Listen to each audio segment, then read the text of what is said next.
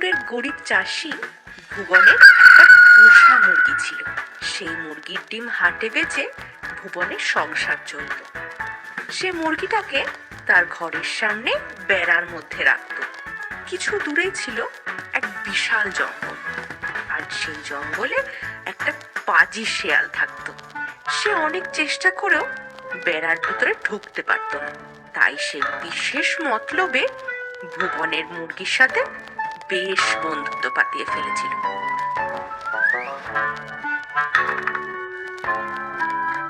একদিন সন্ধ্যার দিকে মুরগিটা উঠোনে হেঁটে বেড়াচ্ছে। এমন সময় শেয়াল এসে বলল, কি হ্যাঁ মুরগি বন্ধু, কি করছো? খাওয়া দাওয়া হলো? আরে শেয়াল ভাই যে, এই সন্ধ্যের দিকে একটু হাঁটাহাঁটি করছি আর কি। তুমি এদিকে কি করতে? আর সত্যি কথা কি বলবো তোমায়, এই যে বড় জঙ্গলে আমি থাকি, একটা মনের মতো বন্ধু নেই আমার, জানো। তাই তো তোমার সাথে একটু গল্প করব বলে চলে আসি। আর আর এই যে তোমার মধুর গলার স্বর, আমি তো সকাল সকাল তোমার ডাকে ঘুম থেকে উঠি। তুমি একটু বেশি প্রশংসা করো শেয়াল ভাই।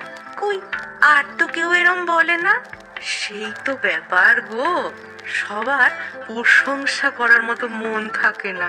এই যে আমি ভাবি, তো তুমি তুমি যদি আমাদের সঙ্গে জঙ্গলে থাকতে, কত ভালো হতো।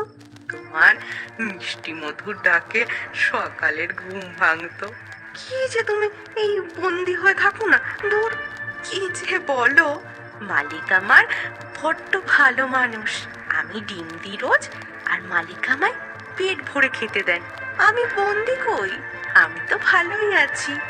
সে কি, তুমি তোমার ছানাদের বিক্রি করো?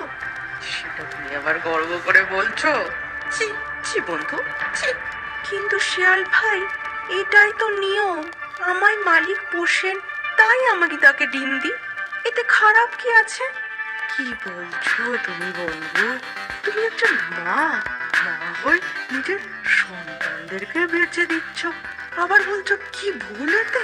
কই, আমাদের জঙ্গলে তো এরম হয় না কখনো। আমরা নিজেদের মতো স্বাধীন হয়ে বাঁচি। তুমিও চলো, মহা আনন্দে থাকবে আমাদের সাথে। শিয়াল ভাই, তোমার কথা ঠিক আমি জানি, কিন্তু সন্তানদের বেঁচে আমি অন্যায় করছি। কিন্তু তোমার সাথে জঙ্গলে গেলে যে আমার বিপদ হবে। সবাইকে ওখানে তোমার মতো ভালো বলো, যদি আমায় মেরে ফেলে। দুঃখ দিলে বন্ধু, তোমার এই শিয়াল বন্ধু থাকতে অন্য কেউ তোমায় খাবে?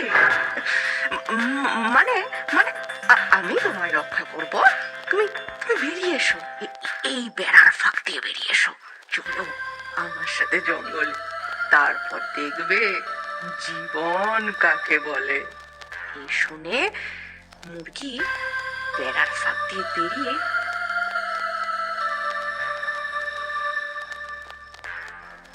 শেয়ালের সঙ্গে জঙ্গলের দিকে যেতে শুরু করলো। কিছু দূর যেতেই ঘাড় মুটকে ধরলো মুরগি।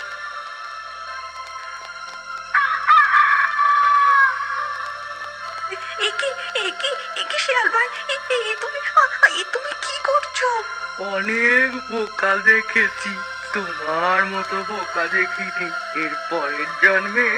কারণ মিষ্টি কথাতে বিশ্বাস করো না বলে শিয়াল মুরগিটাকে সাবার করে ফেললো, আর মুরগিও নিজের বোকামির শাস্তি পেল।